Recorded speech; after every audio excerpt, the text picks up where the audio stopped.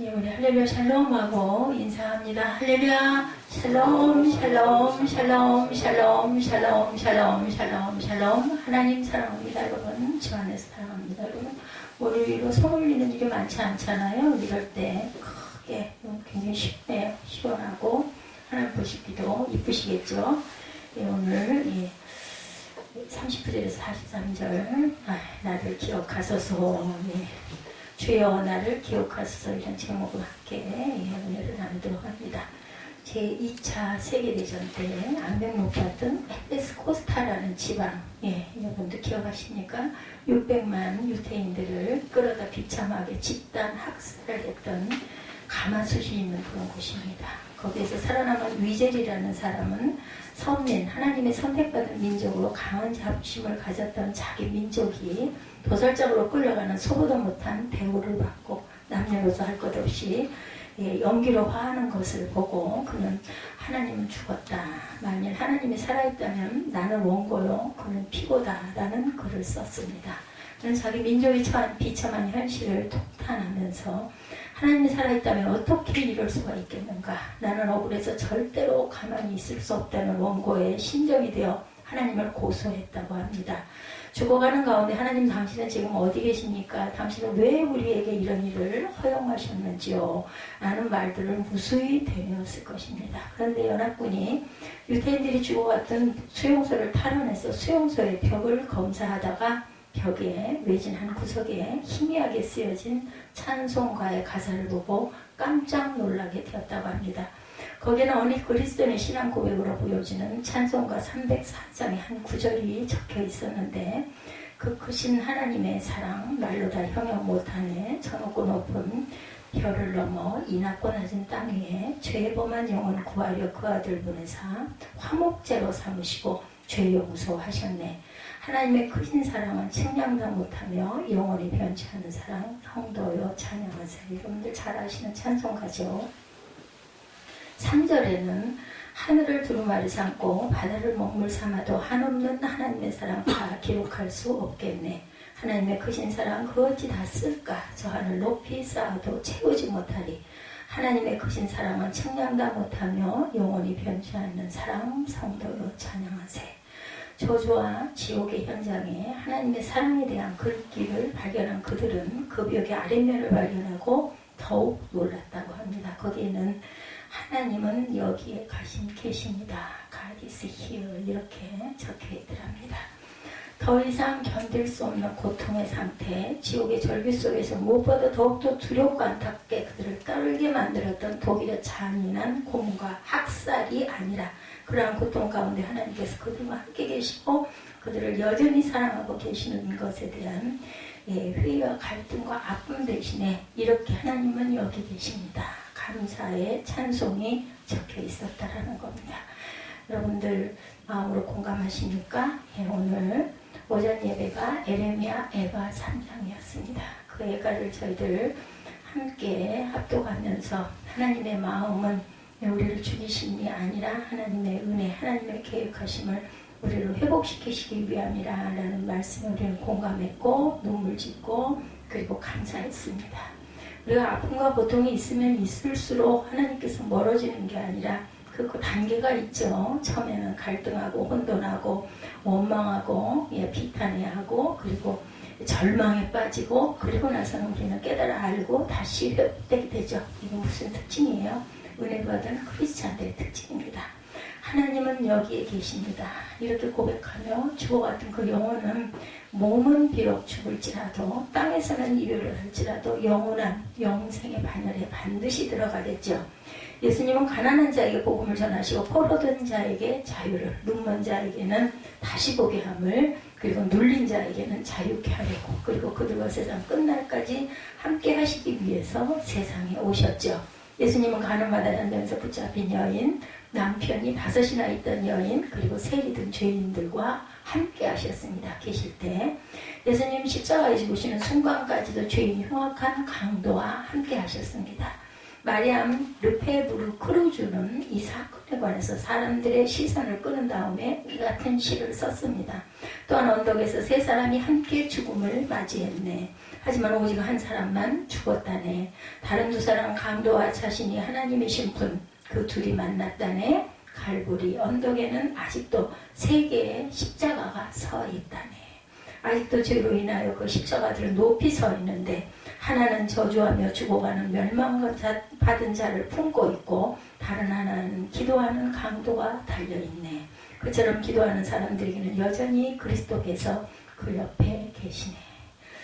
예, 굉장히 감동이 가는 시 구절입니다. 너무나 아름답게도 이 모든 일이 다음에 두 행에 요약되어 있죠. 강도와 자신이 하나님이신 분, 그 둘이 만났다네.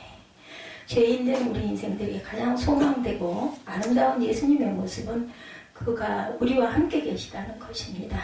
주님은 자신이 이 세상에 오신 목적을 말씀하시죠. 마태복음 9장 10절에서 13절입니다.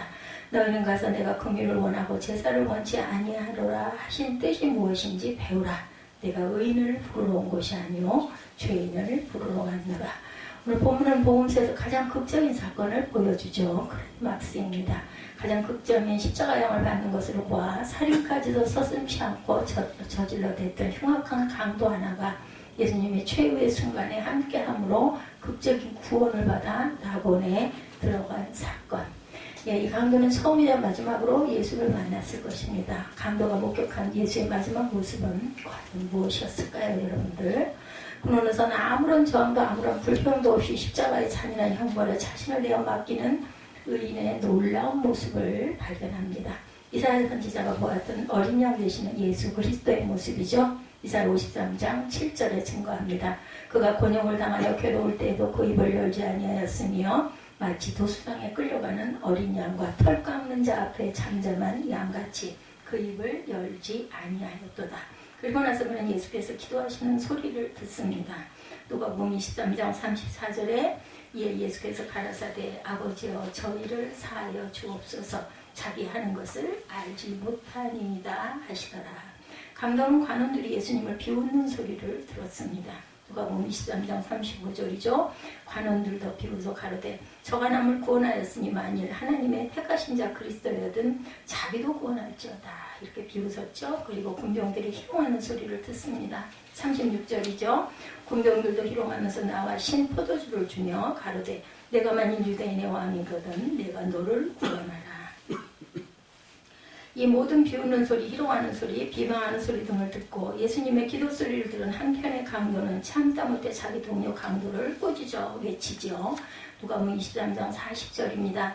하나는 그 사람을 꾸짖어 가로되 내가 동일한 정죄를 바꿔서 하나님을 두려워 아니하느냐? 우리는 우리의 행한 일에 상당한 보응을 받은 것이니 당연하거니와 이 사람의 행한 것은 옳지 않은 것이 없느니라. 아멘.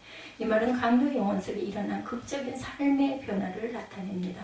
하나님을 두려워하지 않고 자기 이웃의 재산과 생명을 자신의 이익을 위해서라면 얼마든지 약탈과 살인을 서슴지 않았던 흉악한 강도가 이제 하나님을 인정하고 하나님을 두려워하면서 평생 동료 강도를 향해 너는 하나님이 두렵지도 않느냐며 책망하는 것이죠.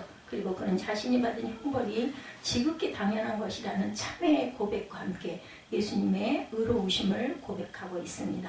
41절이죠. 본문 우리는 우리의 행한 일에 상당한 보응을 받는 것이나니 이에 당연하거니와 이 사람이 행한 것은 옳지 않은 것이 없느니라. 아멘. 이것은 아마 강도가 처음이자 마지막으로 쏟아놓은 참된 회개의 신앙 고백일 것입니다. 회개한 강도는 계속해서 예수께 부탁하죠. 예수의 당신의 나라에 임하실 때 나를 기억하소서.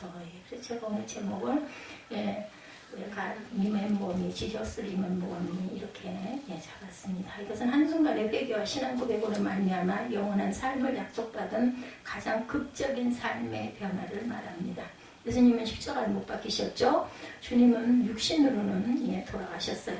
강도도 마지막 고통의 순간이 있었습니다. 그리고 그는 예수님도 그와 같은 상태에 계시다는 사실을 알고 있었죠. 그러나 그는 예수께서 저 위에 계시는 하나님을 아버지라 부르시며 기도하는 것을 들은 거죠. 자신을 십자가에 못 박고 비방하는 사람을 용서해달라고 아버지께 기도하시는 소리를 들었습니다. 그래서 그는 예수께서 권능과 권세가 있는 하늘나라에 들어가실 것을 확신하면서 예수여 당신의 나라에 임하실 때 나를 생각하소서라고 호소하게 됩니다. 예수께 십자가 차량을 내린 빌라도 법정보다도, 아니 로마 가이사의 왕자보다 더 높은 영광스럽고 의로운 최후의 심판보좌가 있다는 사실을 갑자기 깨닫게 된 거예요. 예, 그 자리가 저는 예배의 자리구나라는 생각이 들었습니다. 이 본문이 그죠? 상당히 많이 취급되어지고 저도 여러 번 설교를 했던 것 같은데 이번에 제가 이 설교 부분을 만들면서 느낀 게 그 자리는 예배의 자리였구나라는 생각이 듭니다. 예, 우리 예배의 자리에 관중이 많죠. 절대로 관중이 그것을 구경하는 사람들 있었겠죠. 예, 십자가 매달 때 사람들은 관중입니다. 그 자리에 세 사람은 예배를 드리는 자인데 한 사람은 거부하는 자였고 예수님과 그리고 한편 강도 하나님의 나라에 임할 때 나를 기억하소서 하는 고백을 했던 사람은 그 자리에서 은혜를 받은 거죠. 누구를 통해서? 예수님의 기도를 통해서 기도를 들음으로 은혜를 받아 그 자리는 예배다. 저는 그런 마음이 들었습니다. 자기 하는 것을 왜 알지 못합니다. 그러니 용서해 달라고 기도하시죠. 한없는 자비를 베푸시는 하나님 아버지께서 계신 것을 그는 알게 된 거야. 한편 강도는 예수 믿어라 소리를 하지 않았어도 느낀 거죠. 마음에 왜 느끼게 됐을까? 회개가 있었기 때문일 것입니다. 내가 죄를 지었구나. 내가 세상에 너무 추악한 죄를 지었구나. 이것을 깨달아 아는 순간 예수가 들어온 거죠. 마음 안에. 그래서 예수께 부탁드리는 거죠. 하나님 나라에 임하실 때 나를 기억하소서. 이것은 하나님의 나라에 대한 믿음의 고백. 하나님의 나라가 있구나. 이것이 끝이 아니구나라는 것을 깨달아 한 겁니다. 십자가상의 예수님은 강도에게 그의 지난날의 죄악에 대해 한마디도 묻지 아니하시고 그에게 영원한 삶을 단번에 약속해 주시죠. 오늘 내가 나와 함께 낙원에 있으리라. 너 주에 회개했느냐? 너 왜 이렇게 지독한 죄를 지었느냐? 이런 말씀 한마디도 묻지 않으세요. 그죠? 도마가 나는 그 창자국과 손자국의 못자국을 내가 확인하기 전에는 나는 못 믿어 했을 때도 오셔가지고 손을 내밀어 보이시고 옆구리를 보여주시죠. 여기다 손을 넣어봐라. 절대로 묻지 않습니다. 너 그럴 수가 있니? 어떻게 네가 나를 못 믿니? 봐야 믿니? 뭐 이런 말씀 안 하셨습니다. 오늘도 내가 나와 함께 낙원에 있으리라. 단번에 용서해 주시죠. 오늘 본문의 강도는 한순간에 배교와 신앙 고백으로 쉽게 낙원에 들어갔어요. 그 강도는 오직 죽는 순간 예수여 당신의 나라에 임하실 때 나를 생각하소서라고 얘기하며 예수 믿은 것 밖에는 없어요. 순간 믿은 거죠. 예, 또한 본문의 이야기는 언제라도 무슨 죄라도 남김없이 용서받을 수 있음을 가장 극적으로 가장 짧게 그죠? 가장 순간으로 보여줍니다. 덴마크의 철학자 키르케고르 그는 그의 아버지는 하나님이 어디 계시냐며 신을 저주하고 일생을 살았는데 그의 하녀에게서 낳은 아이가 바로 키르케고르였습니다. 사생아죠. 그 후로 아버지를 포함해서 대부분의 가족들은 33세를 넘기지 못했다고 합니다. 그래서 키르케고르는 어려서부터 이렇게 일찍 죽는 것을 하나님께서 자기 가문에 내린 형벌의 징조다 이렇게 받아들였다고 해요. 그래서 키르케고르의 사상에는 항상 죄의식이 심어져 있습니다. 이 무거운 짐을 등에 짊어진 그의 죄의식은 사랑하는 약혼녀 레기네 오르센에게 약혼 파기를 선언할 정도로 무서운 것이었다고 합니다. 키르케고르는 약혼녀와 자신과 결혼하게 되므로 자신의 가문처럼 일찍 죽을 수도 있다는 두려움에서 약혼을 포기합니다. 키르케고르는 너무 깊은 죄의식에 빠져 있었고 그것은 그 삶의 포기인 절망이었고 그 절망을 그는 죽음에 이르는 병이다 이렇게 명명했어요. 이 키르케고르가 죄를 짓는 것이 죄가 아니라 자기 죄를 회개하지 못하는 것이 죄다라고 갈파한 바가 있습니다. 여러분들 혹시 마음에 하나님과의 약속을 내가 일부러 할 수 있는데 지킬 수 있는데 지키지 않은 게 있으셨다면 회개하시고 이 순간 결단하시기 바랍니다. 하나님께서는 우리에게 기회를 주세요. 언제까지? 내가 생명이 다하는 순간까지. 저도 그렇게 생각을 하고 있습니다. 그래서 제 사명을 아직 다 완수하지 못해서 땅에다 저를 이 상황 가운데도 살려놓으셨다 이렇게 생각을 합니다. 그리고 매일매일 깨닫고 가고 매일매일 하나님께 조금씩 가까이 갑니다. 세상 어느 학문도 철학도 종교도 이 죄의식을 씻어버릴 수는 없지만 하나님 앞에서 완전히 씻음받고 오히려 기쁨과 감사로 변화받을 수가 있습니다. 제가 우리가 일부 예배 때 아주 울음바다 속에서 예배를 드렸어요. 하나님께서는 우리에게 기가 막힌 감동을 주시고 약속을 주시고 나시면 반드시 그 다음에는 엄청난 연단이 온다라는 것을 우리 에스더 전도사가 깨닫고 무슨 좋은 마음에 감동을 주시면은 오히려 두려움이 앞선다 이런 이야기를 해가지고 그럴지라도 우리는 그 순간 감사하십시다. 그렇지 않으면은 그 순간의 기쁨마저도 우리가 누릴 수 없습니다. 내일 일은 내일 염려해야 되겠죠? 이런 이야기를 하면서 엄청 공감을 많이 했습니다.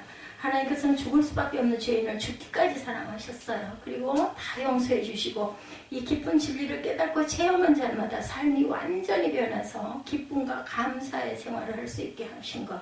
예수 이름만 이 죄의식에서 해방시킬 수 있는 유일한 열쇠죠. 천국 열쇠. 예, 아까 우리 기도자가 천국 열쇠 이야기를 했어요. 그죠?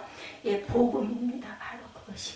저는 세상에 땅에 떨어지고 나서 가장 잘한 것은 5살 때 내 기억의 초기에 저희 외할머니 치마를 붙들고 교회라는 곳을 나갔던 것. 그 순간 저는 모르죠. 왜 갔는지.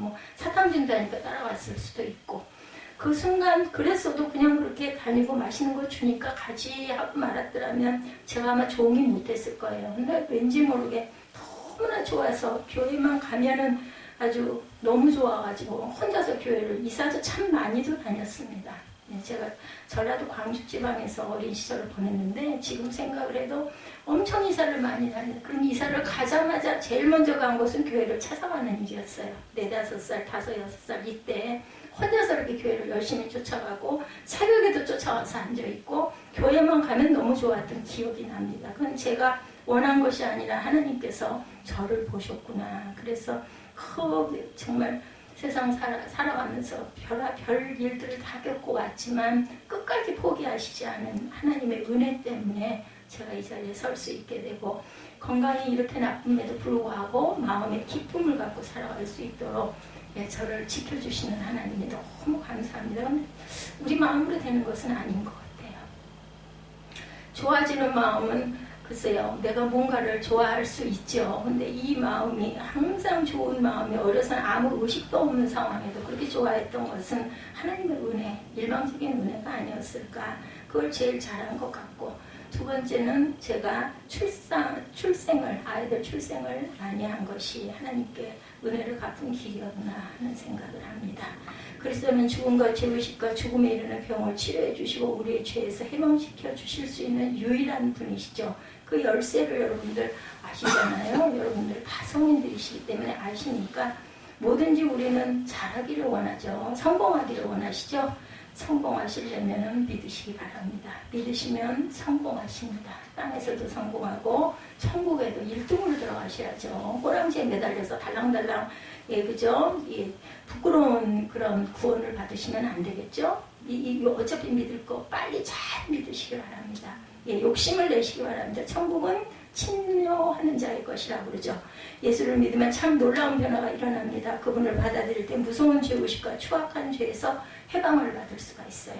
저는 이렇게 몸이 불편함에도 불구하고 얼마나 기쁘고 감사한지 몰라요. 그리고 어떻게 이렇게 하루가 그렇게 달콤한지 몰라요. 스위트합니다. 한마디로 얘기해서. 물론 순간순간 여러 가지 상황 때문에 힘들고 고통스럽고 얼굴이 찡그려질 때도 많지만 그럴 때는 저는 어떤 감동을 받고 막 열심히 웁니다. 그러고 나면은 마음에 너무 후련한 평강이 찾아오고 하나님의 사랑이 느껴져서 기뻐합니다. 그리고 하루가 얼마나 아까운지 몰라요. 하루 그 시간들이 정말 아깝습니다. 제가 젊어서 이런 감동 속에 있었더라면 좀 더 인생을 열매를 잘 맺고 보람있게 살았을 것인데 예수를 믿는다 하면서도 엄청난 방황을 많이 했죠. 왜냐하면 삶 속에서 생활 속에서 만족하지 못한 공고함이 많았기 때문에 그걸 넘어서지를 못해가지고 지금 생각하면 참 어리석은데 잘 견뎠어야 하는데 못 견디다 보니까 방황을 많이 했습니다.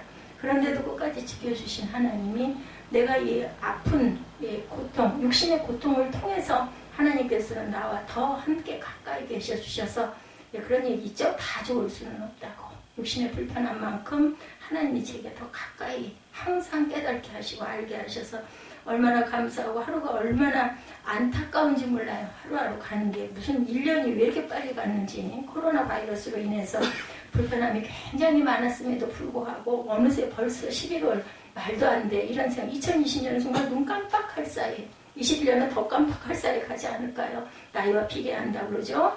그의 피가 우리를 깨끗하게 해주셨어요. 그죠? 죄에서 해방시켜 주셨습니다.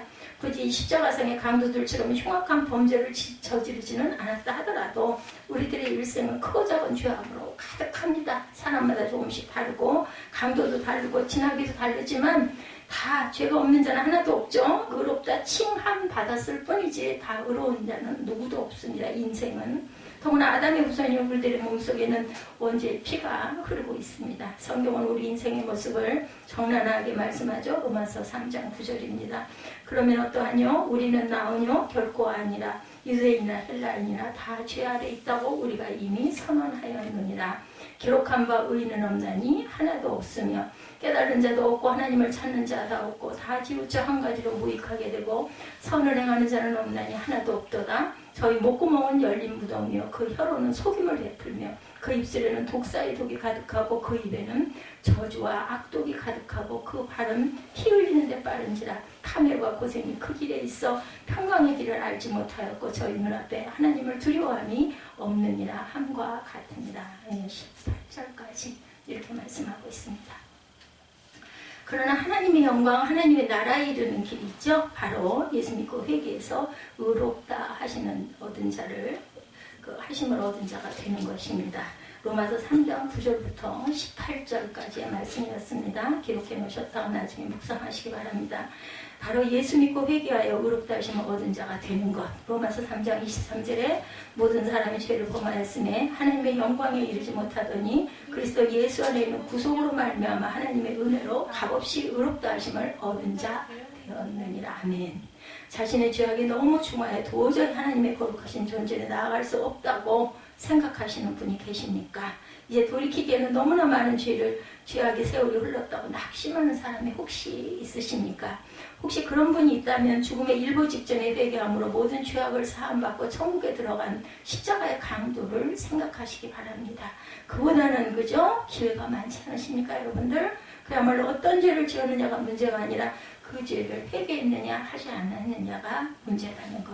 이 우편 강도의 회개는 어디서부터 비롯되었을까? 그것은 스스로도 고백하였듯이 바로 하나님께 대한 두려움 때문이었다. 40절에 말씀하죠. 이에 죽음을 바로 눈앞에 둔 마지막 순간에 이르러 흉악범은 지난날의 끔찍스러운 범행을 되돌아보며 눈물겨는 회한에 잠겼을 것이고 죽음의 터널을 지난 후 자신의 갈 곳은 어디일까에 대한 두려움과 나아가 하나님의 심판에 대한 두려움으로 떨었을 것입니다. 저도 어린 날 죽으면 너무 무서웠어요. 아무것도 모르게 되겠다. 깜깜하겠다. 기억도 없어지겠다. 이게 무서웠습니다. 그러면서 저는 아마 하나님을 붙은 것 같아요. 제가 의지가 별로 없었을 나이죠. 오늘날 세상은 하나님을 알지도 못하고 두려워하지 않는 무리들로 말미암아 날로 굉장히 험악해져 가고 있습니다. 요즘에 교육이 어디로 갔는지 코로나 바이러스 때문에 아이들의 생활은 더군다나 무절제, 무질서, 말로 할 수가 없어요. 옆에서 지켜보는 엄마 입장은 너무나 안타깝습니다. 저 아이가 과연 자라서 자기가 독립해서 잘 살아갈 수 있을까? 세상은 참 넓고 할 일도 많고 볼 것도 너무나 많은데 저렇게 해가지고 어떻게 할까 이런 염려가 참 많이 되지만 방법이 없죠. 제 힘으로는 어쩔 수가 없어요.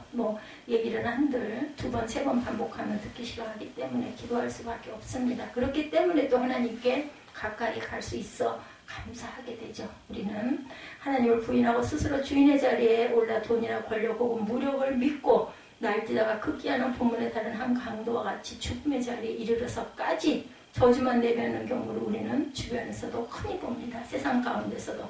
하나님께 대한 지식과 하나님께 대한 두려움이 더없이 절실히 요구되는 시대를 우리는 지금 살고 있어요. 예수여 당신의 나라 임하실 때 나를 생각하소서. Remember me, 기억하소서. 이 청혼은 예수님을 자신의 구주로 믿고 모든 것을 예수께 내어 맡긴다는 뜻이죠. 나는 이제 죽을 건데 내가 할 수 있는 인재는 없어. 그러니까 나를 기억하소서. 이 말밖에 할 수가 없다는 거죠. 이 강도는 이제껏 스스로가 주인이 되어 죄의 종로를 타며 흉포한 삶을 살았어요. 이제 예수님을 주님으로 모시게 됐어요. 주님은 지금도 말씀하십니다. 회개하라. 천국이 가까웠느니라. 각자에게 어느 때인지는 알 수 없지만 가까운 건 사실입니다. 이 순간 한순간 다음이 어떻게 될지 우리는 아무도 몰라요. 그렇죠? 밤에 잘 때 우리가 기도하지만 아침에 내가 깨어있을지 예배를 드릴 수 있을지, 이 예배가 마지막이 될지 우리는 모릅니다. 그렇기 때문에 순간순간 우리는 기도해야 되고 감사해야 됩니다. 지금께 어떻게 살아왔든 지금 회개하고 예수를 구세주로 영접하면 천국의 자녀가 되는 거죠. 하나님을 두려워하는 마음으로 회개하고 예수여 당신의 나라 임하실 때 나를 생각하소서라는 신앙 고백으로 예수를 믿고 자신의 삶을 맡기심으로 최후의 심판 때 예수님의 기억된 바 돼서 천국에 들어가시기를 주님의 이름으로 축복합니다. 시편 51편은 애절하고도 가슴 아픈 다윗 왕의 참회의 기도죠. 그러니까 이토록 처절하리만 재통하는 회개의 기도를 드릴 수밖에 없었던 데는 그럴 만한 분명한 이유가 있었습니다. 우선 다윗은 무료하게 시간을 보내던 중 목욕하고 있던 우리아의 아내 밧세바를 보고 음심을 품고 간통죄를 범하고 말죠. 사무엘하 11장 2절에서 4절입니다. 저녁 때 다윗이 그의 침상에서 일어나 왕궁 옥상에 거닐다 그곳에서 보니 한 여인이 목욕을 하는데 심히 아름다워 보인지라. 다윗이 사람을 보내 그 여인을 알아보게 하였더니 그가 이르되 그는 엘리암의 딸이요 햇사람 우리아의 아내 밧세바가 아니나이까 하니 다윗이 전령을 보내어 그 여자를 자기에게로 데려오게 하고 그 여자가 그 부정함을 깨끗하게 하였으므로 더불어 동침하여 그 여자가 자기 집으로 돌아가니라. 간통죄 범하게 되죠. 간음죄입니다. 뿐만 아니라 다윗은 밧세바가 자신으로 말미암아 잉태했다는 소식을 들은 다음에 잉태가 그녀의 남편 우리아에 의한 것인 것처럼 조작할 목적으로 전선에 있던 그를 소환해서 그로 하여금 밧세바와 동침케 하려고 아주 애를 씁니다. 집에 가서 자거라. 안 자죠? 내가 이렇게 다들 전쟁에서 고생하는데 어떻게 집에 가서 아내가 편히 자겠나이까 하고 못 가죠? 그러자 전쟁에 내보내죠. 맨 앞에 선봉장으로 내보내고 아무도 그를 돕게 하지를 못합니다. 근데 밀지를 써서 보내요. 사무엘하 11장 14절에서 17절에 보면 아침에 되면 다윗이 편지를 써 우리아의 손에 들려 요압에게 보냅니다. 그 편지에 써서 이르기를 너희가 우리아를 맹렬한 싸움에 앞세워두고 너희는 뒤로 물러가서 그로 맞아 죽게 하라 하였더라. 요압이 그 성을 살펴 용사들이 있는 것을 아는 그곳에 우리아를 두니 그 성 사람들이 나와 요압과 더불어 싸울 때 다윗의 부하 중 몇 사람이 엎드러지고 햇사람 우리아도 죽으니라. 이렇게 계략을 꾸며서 죽였어요. 이러한 범죄 당시에 다윗은 완전 범죄를 했다고 느긋하게 생각했을 것이지만 누가 아셨어요? 하나님이 아시죠? 그래서 나단 선지자를 보냅니다. 그래서 감찰하신 하나님께서 다윗의 악한 행위를 모두 알고 보셨죠. 다윗은 훗날 시편 139편에 고백합니다. 139편 2절에서 4절에 주께서 내가 앉고 일어섬을 아시고 멀리서 나의 생각을 밝히 아시오며 나의 모든 길과 내가 눕는 것을 살펴보셨으므로 나의 모든 행위를 익히 아시오니 여호와여 내 혀의 말을 알지 못하시는 것이 하나도 없으시니이다. 귀를 지으신 자가 듣지 아니하시리라 눈을 만드신 자가 보지 아니하시리라 말씀합니다. 하나님께서 선지자 나단을 다윗에게 보내어 그로 하여금 자신의 죄악을 깨닫게 하시죠. 사무엘하 12장 1절에서 13절에 야훼께서 나단을 다윗에게 보내시니 그가 다윗에게 가서 그에게 이르되 한 성읍에 두 사람이 있는데 한 사람은 부하고 한 사람은 가난하니 그 부한 사람은 양과 소가 힘이 많으나 가난한 사람은 아무것도 없고 자기가 사서 기르는 작은 암양 새끼 한 마리뿐이라.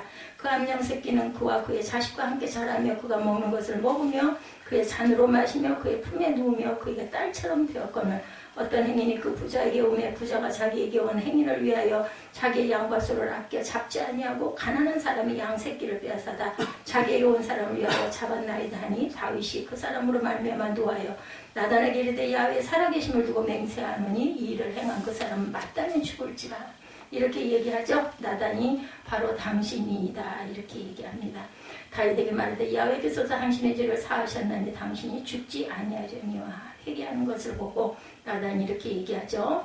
아주 다윗은 죄를 짓고 나면은 그것을 지적을 받으면 단번에 무릎을 꿇고 회개를 하는 아주 그러한 특징을 갖고 있었기 때문에 하나님께서 내 마음이 합한 자라는 칭찬을 합니다. 죄가 없어서가 아니라 자기의 잘못을 깨닫고 바로 그죠 무릎 꿇고 회개하기 때문에 나단 선지자를 통해서 지은 죄를 깨닫고 시편 139편과 같은 참회의 기도를 하나님께 올린 거죠. 다윗은 하나님께 자신의 죄를 진정으로 회개치 않을 경우 하나님으로부터 죽음의 징벌을 받을 수밖에 없음을 알았기 때문입니다. 그래서 시편 139편에 나의 죄라는 표현은 무려 9번이나 반복합니다. 이는 죄에 대하여 책임을 지는 태도를 보여주죠. 자기가 지은 죄에 대하여 다른 사람이나 주위 환경의 책임을 전가하지 않고 전적으로 죄의 책임을 자신이 진다는 올바른 태도. 그 여인이 나를 유혹하였기 때문에 내가 그러하였나이다. 이런 이야기는 절대 하지 않습니다. 아담과 하와는 그러죠. 그 여인이 내게 먹게 했으므로 내가 먹었습니다. 자기 아내를. 왕이면 누구나 하는 일인데 무슨 소리냐 이런 소리 하지 않았어요. 옥상에서 벌거벗고 목욕한다는 것은 보통의 가정부인으로 있을 수 없는 유혹의 행위였죠. 다윗이 죄에 대한 책임감을 이처럼 강하게 가질 수 있었던 것은 이 문제를 하나님께 연결시켰기 때문이라는 것. 시편 51편 4절이죠. 내가 주께만 범죄하여 주의 목전에 악을 행하였사오니 직접적으로 그의 신하 우리아와 바세바에 대한 죄였지만 근본적으로 그것은 하나님께 대한 죄임을 말합니다. 이렇게 죄를 참여한 다윗이 하나님으로부터 사죄의 은총을 받을 수 있었던 것은 그의 회개가 진실했기 때문이에요. 입술로만 내가 잘못했어 이게 아니라 사람과 사람 사이에서도 우리들 느끼시죠? 여러분들 미안해 잘못했어 사과할게 이랬을 때 그냥 입술로 하는 건지 정말로 미안해 하는 건지는 말하는 걸 들어도 느낍니다. 우리는 감성을 갖고 있기 때문에 이런 점에서 다윗의 참여는 하나님의 마음을 움직이기에 충분했던 거죠. 문제는 마음의 진실성에 있는 거죠. 하나님께서 듣지 못하시는 음성을 티끌만큼도 없다는 것. 상하고 통해하는 마음, 진실한 마음으로 회개할 때 하나님께서 그 회개를 멸시치 아니하시고 깨끗하게 용서해 주십니다. 혹시 여러분의 이제 한 달 남았어요. 그죠? 2020년이. 그리고 11월 마지막 주일입니다. 혹시 여러분 마음에 거리낌이 혹여라도 있거든 안 늦었어요. 지금이라도 회개하시고 행하시기 바랍니다. 시편 51편 17절이죠. 하나님께서 구하시는 제사는 상한 심령이라 하나님이여 상하고 통해하는 마음을 주께서 멸시하지 아니하시리다. 마지막으로 회개한 감격에 예수께서 오늘 내가 나와 함께 나고는 있으리라는 말씀으로 그리스도와 함께 하나님 나라에 이르게 될 것이라고 말씀하죠. 노벨 평화상을 수상한 유대인 작가 엘리 위젤의 자서전 밤은 대표적인 아우슈비츠 문학으로 손꼽히는 논픽션, 유대인 학살의 진실을 고발하는 실화입니다. 그는 어린 시절을 헝가리의 작은 소읍 시게트라는 곳에서 신앙심 깊은 부모의 사랑을 받는 외아들, 셋째로 두 누나와 동생과 함께 유년 시절을 15살까지 보냈어요. 그는 15살 되던 1944년 부모와 누나, 여동생들과 함께 아우슈비츠로 끌려갑니다. 위젤은 수용소에 도착한 지 얼마 안 돼요. 자기 금리를 노리는 감방 책임자에게 시달립니다. 위젤이 선뜻 금리를 내놓지 않자 늙은 위젤의 아버지를 때리고 모욕을 하고 괴롭힙니다.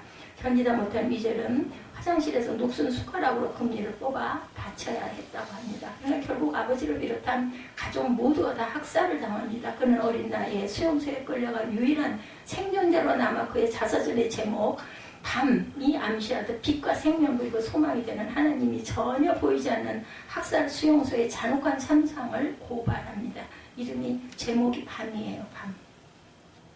수용소 탈출을 시도하다 붙들린 13살 소년이 공개적으로 교수대에 매달렸어요. 저 이거 영상 봤어요. 우리 아마 그때 봤을 것 같은데요. 30분 이상 밧줄에 대롱대롱 매달려 혀를 내밀고 꿈틀거리며 천천히 죽어가는 끔찍한 모습을 바라봐야 하면서 엘리 위젤은 억지로 보이는 거죠. 하나님이여 자비를 도대체 당신은 어디 계십니까? 라고 부르짖었어요. 그 순간 소녀 위젤의 내면에서 대답이 들려옵니다. 그가 어디 있냐고? 저기 있잖아. 저기 목 매달려 버둥거리고 있지 않니? 이렇게 음성이 들리더랍니다. 하나님께서 그에게 들려주시는 음성은 나는 그 어린아이의 죽음 가운데 유대인들의 고통과 절기 가운데 내가 함께 있노라 하는 말씀이었습니다. 우리가 생을 살다 보면 예측하지 못한 고통을 안고 괴로워할 때가 많죠. 예수님을 믿기만 하면 한순간의 고통이 복으로 변할 것이라고 믿는 사람들이 참 많은데 하나님은 자주 우리의 기대와는 다르게 인도하시죠. 그럴 때 우리는 그리 아니하실지라도 다니엘이 그렇게 고백하죠. 내가 주께 의지하오니 주는 내 하나님이다 라고 고백할 수 있어야 진정한 크리스찬입니다. BC 585년경 다니엘의 세 친구 사드락, 메삭, 아벳느고는 바벨론의 포로로 끌려갔지만 하나님의 은혜로 고위직에 오른 인물들이죠. 그러나 느부갓네살 왕의 명령인 우상숭배를 거절했다는 이유로 법령에 정한 대로 풀 속에 감짐을 받는 처지가 됩니다. 느부갓네살 왕이 이들 인재들이 안타까워 여러 가지로 회유했지만 왕의 명령보다 우상숭배하지 말라는 하나님 말씀을 더 두려워하여 단호하게 거절하죠. 다니엘 3장 15, 16절입니다. 이제라도 너희가 나팔과 피리와 수금과 그 밖에 악기 소리를 듣거든 내가 만든 신상 앞에 엎드려 절하라. 만일 이번에도 너희가 절하지 아니하면 너희를 뜨겁게 타는 용광로에 던져 넣을 것이다. 그렇게 되면 그 어떤 신이 너희를 내 손에서 구원하겠느냐. 그러자 사드락과 메삭과 아벳느고가 왕에게 대답하죠.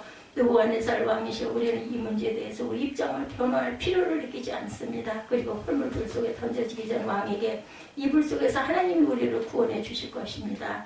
만일 하나님이 구원하여 주시지 아니하실지라도 우리는 신앙을 지키겠나이다 라며 자신들의 신앙을 고백하죠.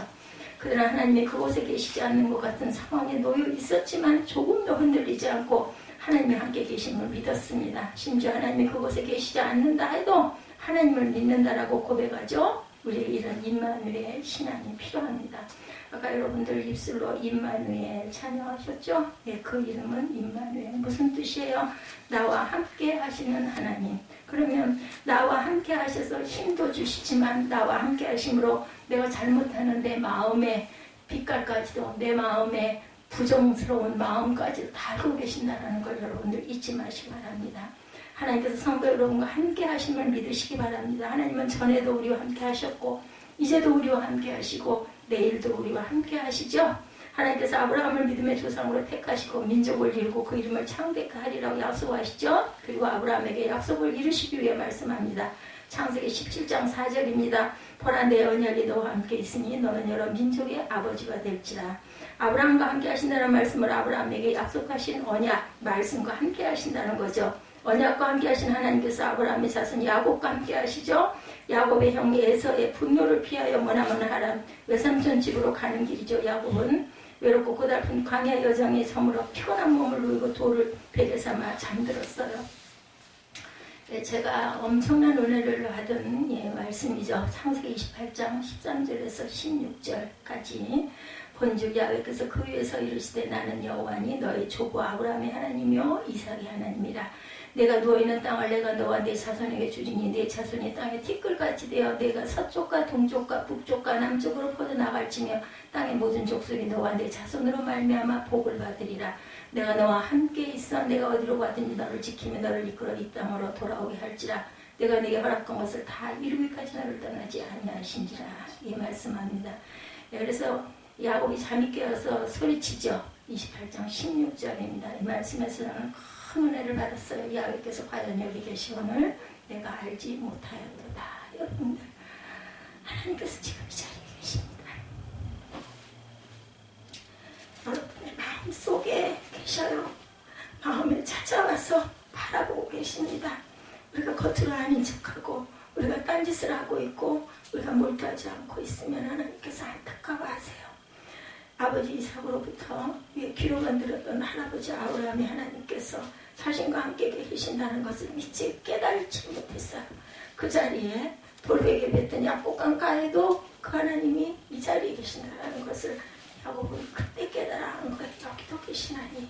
하나님께서는 약속하신 바를 영원히 기억하시고 자손 수천 대를 두고 명하신 말씀을 기억하십니다. 시편 105편 8절입니다. 그는 그의 언약꽃 1000대에 걸쳐 명령하신 말씀을 영원히 기억하셨으니. 이스라엘 백성을 애굽에서 구원하신 하나님께서 그들을 약속의 땅 가나안으로 인도하기 위해 광야 40년을 걷게 하시죠. 이스라엘 백성이 애굽에서 나올 때 빈손으로 나오지 아니하고 은금 큰 재물을 가지고 나오게 하신 일, 창세기 15장 14절입니다.